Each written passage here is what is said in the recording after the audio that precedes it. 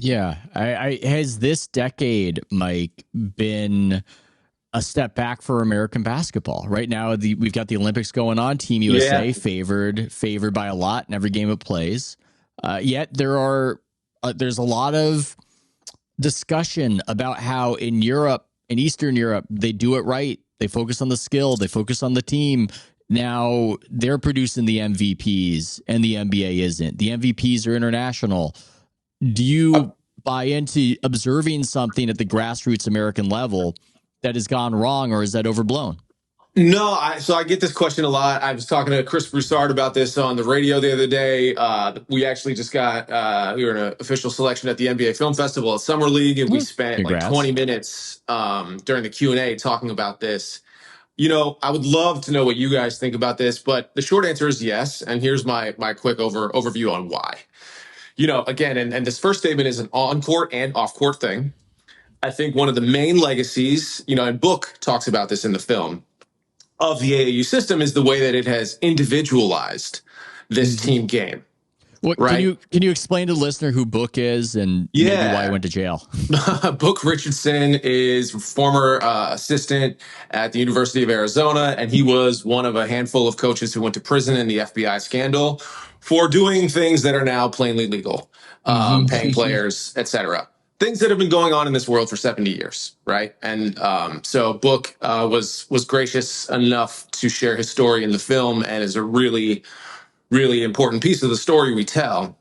And he makes this point that, you know, we've individualized this team game. So like when we're talking about the NBA product, you know, and I was thinking about this when you were talking about all the skill training, right? And for me, having spent lots of time in these gyms, you see a lot of dudes in their bag, right? A lot of that skill work you see in an AAU gym, right? It's a lot of hero ball might be strong, but it's a lot of like talent asserting itself. Let's say that, right? And you know, with the focus on rankings and like just the way that these teams are built, it's a lot of it's not as much team basketball, let's just say.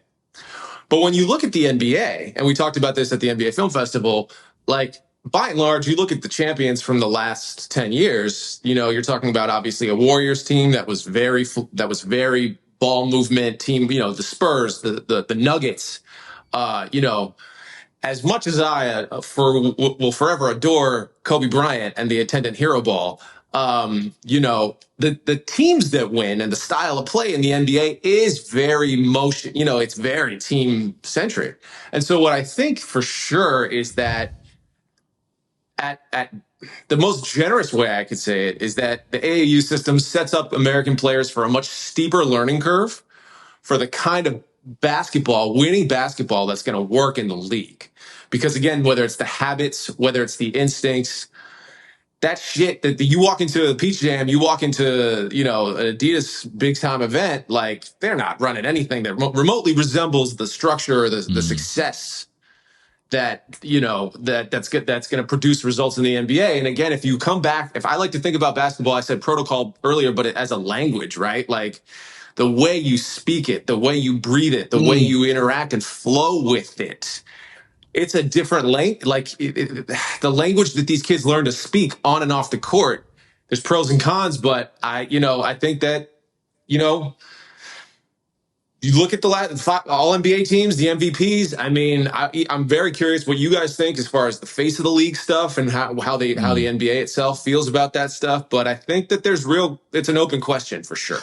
I just wonder how many kids are like, so for me, like I've never been to Serbia or you know, Bosnia or Lithuania, but I would imagine that if one of the coaches in the youth program was like, yo, kid, you know what's going to work out well for you? You should try to be like Draymond Green, right?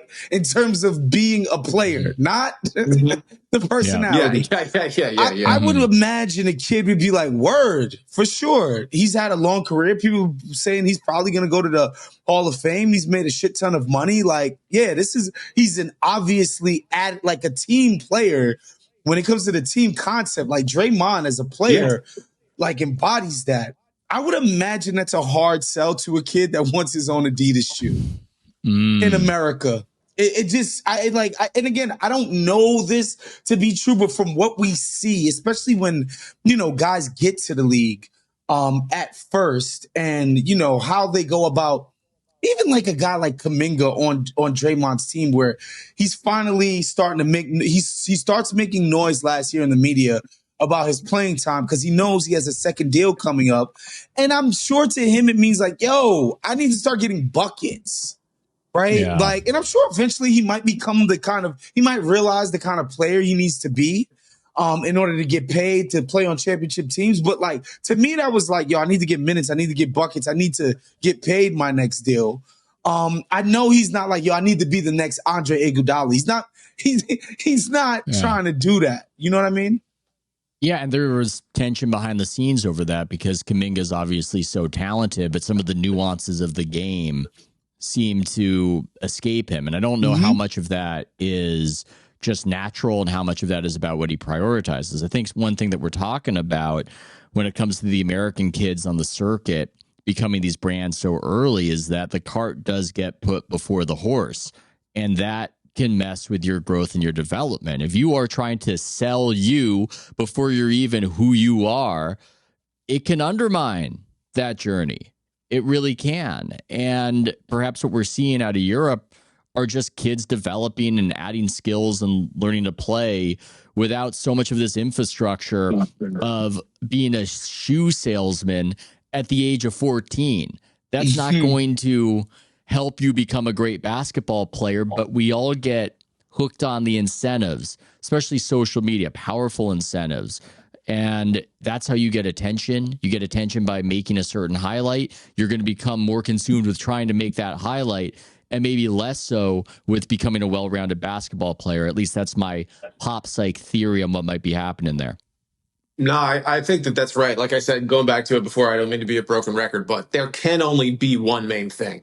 And if your game and falling in love with it and getting better, the development and that focus is not your main thing, that's going to show up. And that's a really difficult thing for a lot of these kids to balance. But I mean, that's like again, going back to the incentive structures in the system. I think that we're seeing the impact of that reveal itself. Yeah. So I want to ask you guys. I want to ask you guys something that's related to this because this got me thinking too. Obviously, we agree on what what should be the main thing. It should be being the best basketball player that you should be, really caring about it and treating it like, yo, this is what ultimately matters. All these other things, the Instagram followers, the endorsement deals, yada, yada, yada. Yep. That stuff's going to come, the great second contract and hopefully even the great third contract. That stuff will come so long as I take care of this. But like, we're using the word kids, right? Yeah. And so who is it on to actually change and improve upon this culture? Like, who takes the mantle of making this better? It's not going to be the children who get told that they're special and get patted on their asses starting from the age of 12. Like, it's not going to be them. So who could even do this? LeVar Ball. No, I don't. I'm not sure. Well, that's the thing. There's no Pope of basketball who can just make these things happen. But to what Mike is saying about how you can only prioritize one thing, it's funny. We sit back and we go, oh my God, America is losing ground to the world. America is losing ground to the world in basketball. Well, it doesn't seem like it's anybody's job to make Americans great at basketball. It's happened accidentally for so long that it's taken for granted. And every now and again, Team USA will lose in FIBA competition, and there will be an impetus to really tighten that up and get better coaching and a better roster. But at the grassroots level, there's nobody really vested with the responsibility of making the American basketball player as talented, as skillful, nobody has that job. And I feel like it should exist. I feel like the NBA should actually do that. But they've been so invested in globalizing the game. And in their view, that is where their embedded growth principle is, that they don't really take that responsibility. And it almost seems weird to people or basketball nationalists to say, let's start getting some camps going around the country and make basketball great again. It makes people a little uneasy.